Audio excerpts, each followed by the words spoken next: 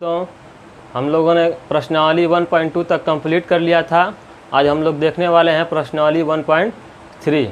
तो देखिए स्टूडेंट्स, प्रश्नावली 1.3 शुरू करने से पहले हम लोग जान लेते हैं कि अगर किसी संख्या में हम लोग को अगर कोई संख्या दी हुई है, जैसे 25/2 अगर हम लोग को दिया हुआ है, इसमें हम लोग 2 से डिवाइड करते हैं तो देखते हैं अगर शेषफल 0 आ जाएगा तो हम लोग इसको कहेंगे ये शांत है। इसका दशमलव का प्रसार जो होगा वो शांत होगा या टर्मिनेटिंग जिसको बोलते हैं। अगर हमारा शेषफल 0 नहीं आता, जैसे 2/7 है, इसमें अगर हम भाग दे के देखते हैं तो हमारा शेषफल 0 नहीं आता है, लेकिन अगर हमारा भागफल देखें तो वो हमारा रिपीट होने लगता है। तो जिसमें शेषफल 0 नहीं आएगा और भागफल हमारा रिपीट करने लगेगा उसको हम लोग क्या बोलेंगे, अनवसानी आवर्ती, या इसको इंग्लिश में बोलते हैं नॉन टर्मिनेटिंग रिकरिंग। तो आइए हम लोग शुरू करते हैं प्रश्नावली 1.3।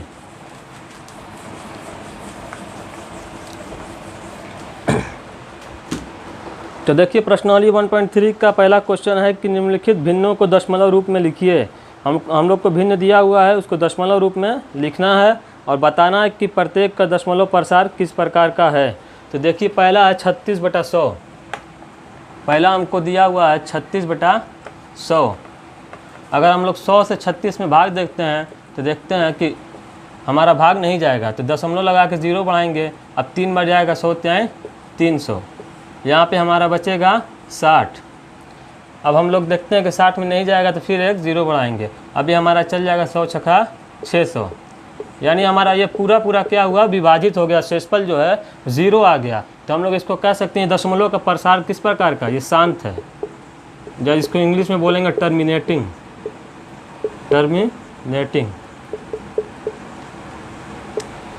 इसी तरीके से देखते हैं दूसरे में दिया हुआ है 1/11। 1/11 दूसरे में दिया हुआ है 1/11। अगर 11 से हम लोग 1 को डिवाइड करते हैं तो देखते हैं 1 में एक बार नहीं जाएगा तो इसमें दशमलव लगा के 0 बढ़ाएंगे। फिर भी 11 से कम है 10, नहीं जाएगा तो फिर एक और 0 बढ़ा लेंगे। तो हमारा जाएगा 11 9 99, हमारा बच जाएगा 1। फिर हम क्या करेंगे, एक और 0 बढ़ा लेंगे, नहीं जाएगा तो एक 0 बढ़ाएंगे, यहाँ फिर एक 0 बढ़ाएंगे, फिर हमारा जाएगा 11 9 99।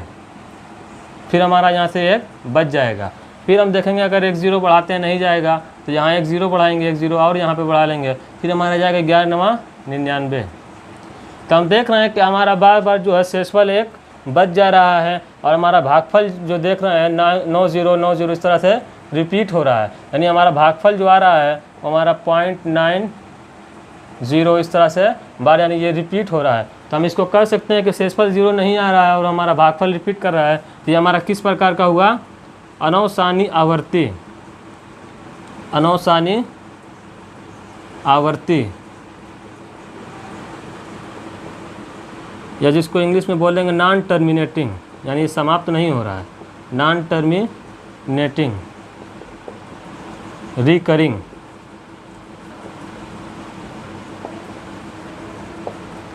इसके बाद देखते हैं तीसरे में हम लोग को दिया हुआ है 4 सही 1/8।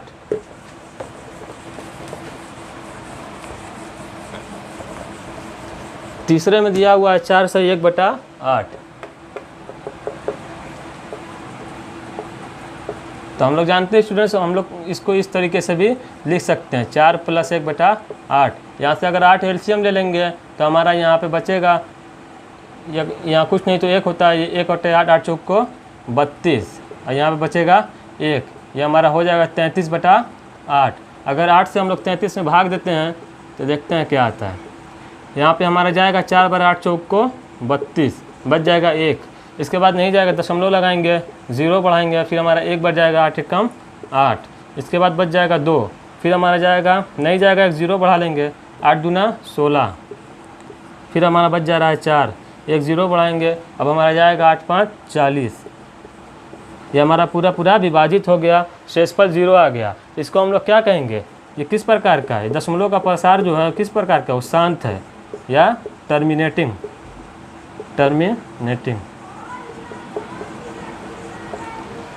इसी तरह से दिया हुआ है 3/13। चौथे में दिया हुआ है 3/13। अगर 13 से हम लोग भाग देते हैं 3 में तो देखते हैं क्या आता है। अगर इसमें 3 में नहीं जाएगा दशमलव लगा के 0 बढ़ाएंगे, अभी हमारा 2 बार जाएगा, 13 दूनी 26, बच जाएगा 4, फिर एक 0 बढ़ाएंगे तो हमारा 3 बच जाएगा, 13 3 39, यहाँ बच जाएगा 1। फिर एक 0 बढ़ाएंगे, अभी इसमें भाग नहीं जा रहा है तो एक 0 यहाँ बढ़ा के एक 0 और बढ़ा लेंगे यहाँ पे। अभी हमारा जाएगा 13 छक्का 78, 13 सत्ते 91, 7 बढ़ जाएगा, 13 सत्ते 91, यहाँ हमारा बच जाएगा 9। उसके बाद फिर हमारा नहीं जा रहा है तो एक 0 बढ़ा लेंगे, फिर हमारा जाएगा 6 बार, 13 छक्का 78। उसके बाद यहाँ से देखेंगे 10 में से 8 गया 2, 8 में 7 गया 1, बच रहा है 12। फिर एक 0 बढ़ा लेंगे यहाँ पे तो हमारा जाएगा 13 8 136 ज़्यादा हो जाएगा, 13 7 91, 13 8 13 9 117, 9 बढ़ जाएगा, 13 9 117, हमारा बच जाएगा 3। इसके बाद हम देखते हैं कि हम लोग 3 से शुरू किए थे, यानी अब इसके बाद अगर हम लोग भाग देंगे तो यही संख्या हमारी रिपीट होने लगेगी और शेष पर 0 नहीं आएगा। तो हम इसको क्या कहेंगे, नॉन टर्मिनेटिंग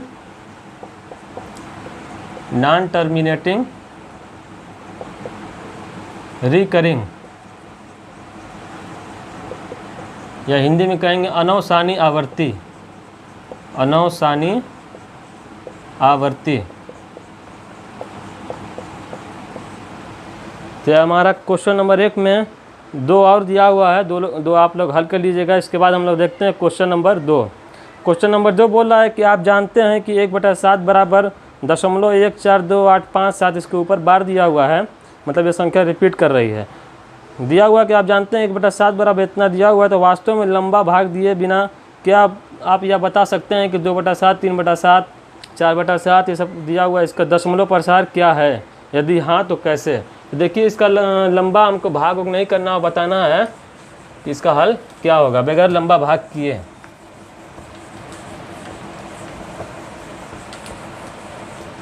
तो देखिए दूसरे में जो दिया वो पहले हम लोग लिख लेंगे। हम लोग को दिया क्या है, दिया है कि 1/7 बराबर 0.142857, इसके ऊपर बार लगा हुआ है यानी रिपीटेड है। ये हमारा क्वेश्चन नंबर 2 है।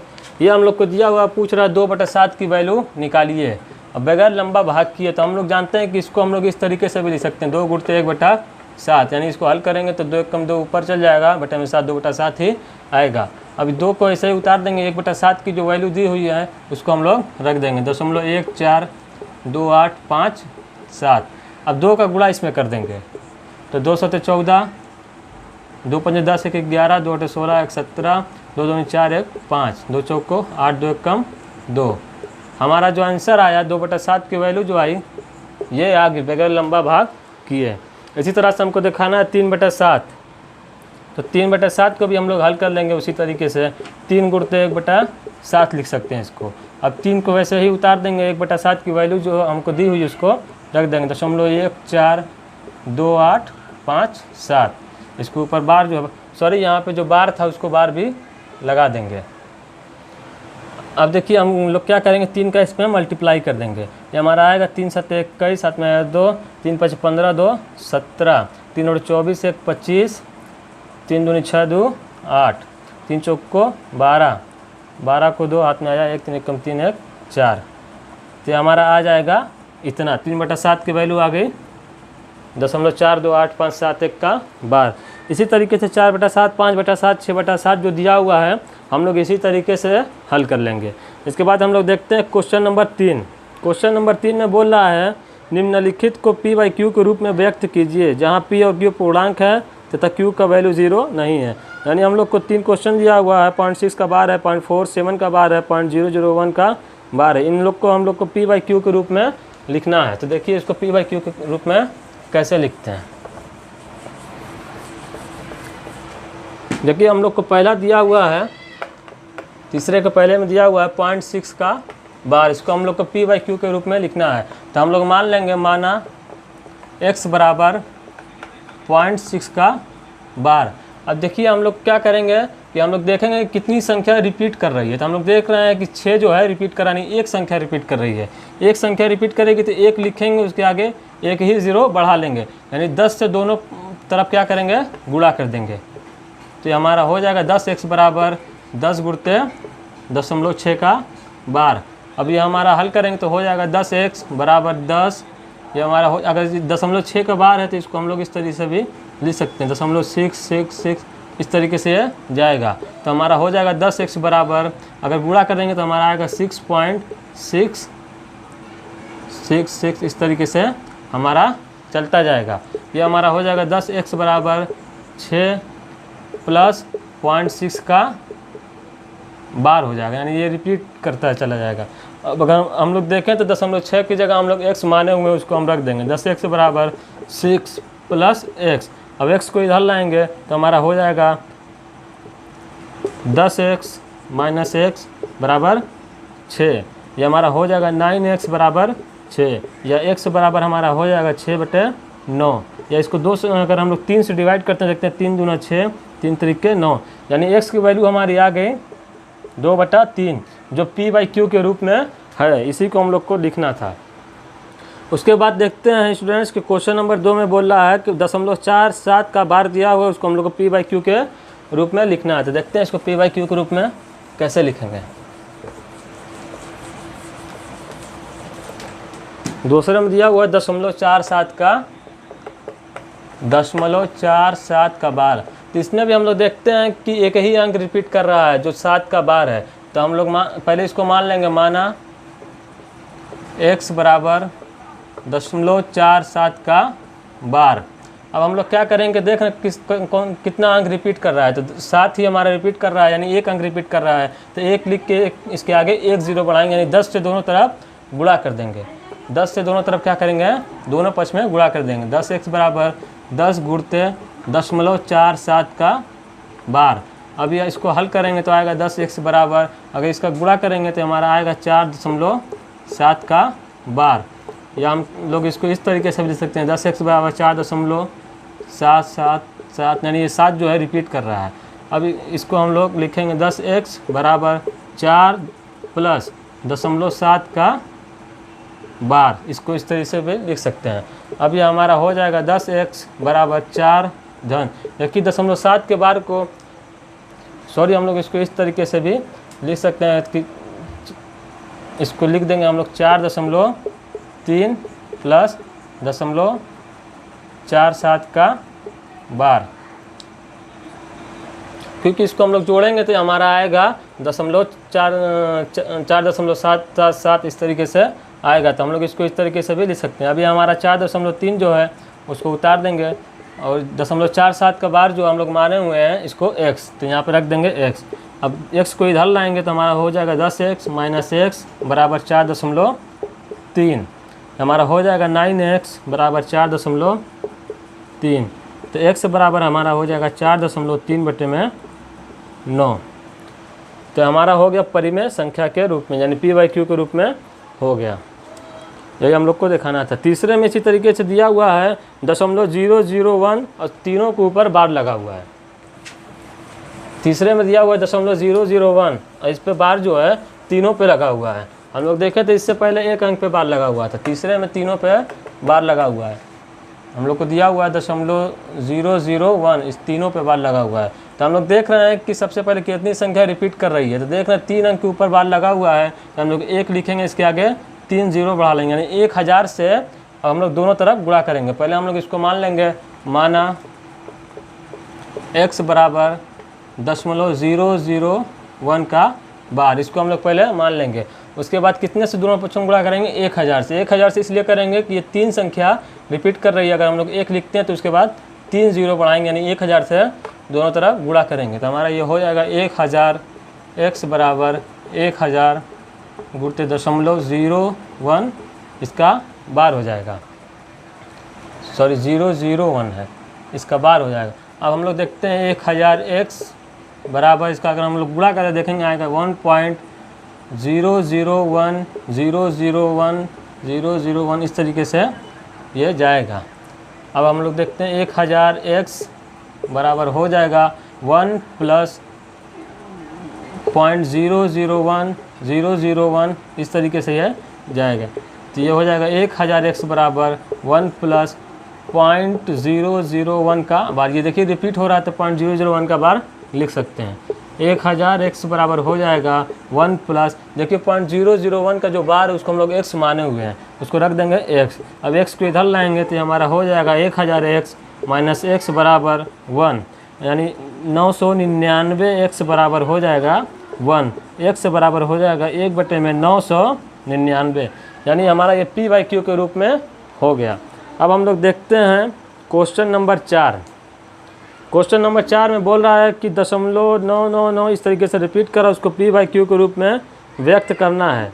अब कह रहा है कि आप अपने उत्तर से आश्चर्यचकित हैं, अपने अध्यापक और कक्षा के सहयोगियों के साथ उत्तर की सार्थकता पर चर्चा करना है, यानी जो उत्तर आएगा उसकी सार्थकता पर भी हमको चर्चा करना है, देखना है कि इसको p/q के रूप में लिखना भी है। तो देखिए इसको लिखते हैं p/q के रूप में। तो हमको दिया हुआ है चौथे में 0.9999 इस तरीके से क्या हो रहा है, रिपीट हो रहा है। तो हम लोग मान लेंगे, माना x बराबर 0.999 जो दिया है इसको मान लेंगे। अब हम लोग इसको इस तरीके से भी लिख सकते हैं, x बराबर 0.9 का बार भी लिख सकते हैं। अब हम लोग क्या करेंगे कि देख रहे हैं कौन सा अंक एक ही अंक रिपीट कर रहा है, जो 9 है, 9 ही बार बार क्या हो रहा है, रिपीट कर रहा है। तो एक अंक रिपीट कर रहा है तो हम लोग जानते हैं कि 1 लिखेंगे, उसके आगे 1 0 बढ़ाएंगे, यानी 10 से दोनों तरफ क्या करेंगे, गुणा कर देंगे। अब देखते हैं 10x बराबर हो जाएगा 10 गुणते 0.999, यानी 9 का बार जो है उसको हम लोग 999 इस तरीके से लिख सकते हैं। तो ये हमारा हो जाएगा 10x बराबर 9.999 इस तरीके से आएगा। हमारा हो जाएगा 10x बराबर 9 प्लस 0.9 का बार, ये हमारा हो जाएगा 10x बराबर 9 प्लस 0.9 का जो बार है उसको हम लोग माने हुए हैं x, तो यहाँ पर रख देंगे x। इसको x को इधर लाएंगे तो हो जाएगा 10x माइनस x बराबर 9, यानी 9x बराबर 9। x बराबर हमारा जो आ जाएगा 9/9 बराबर 1, यानी x की वैल्यू हमारी आ गई 1। तो हम लोग जानते हैं कि 1 जो है एक p/q के रूप में लिख सकते हैं परिमेय संख्या के।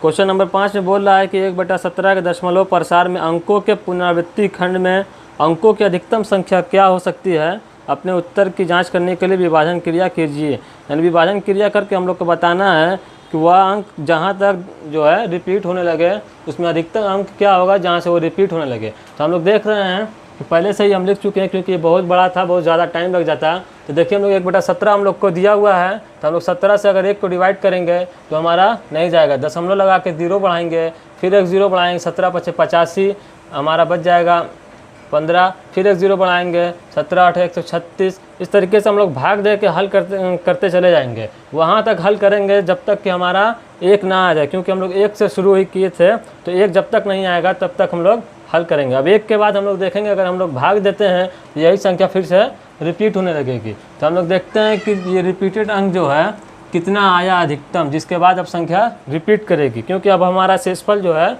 यहाँ पे 1 आ चुका है। अब इसके बाद अगर हम लोग भाग देंगे तो यही संख्या फिर से रिपीट होने लगेगी। तो हम लोग देखते हैं ये अधिकतम अंक कितना है। तो 2 2 4 2 6 2 8 2 10 2 12 2 14 2 16, यानी अधिकतम अंकों की संख्या हमारी कितनी हो गई, 16। अधिकतम अंकों की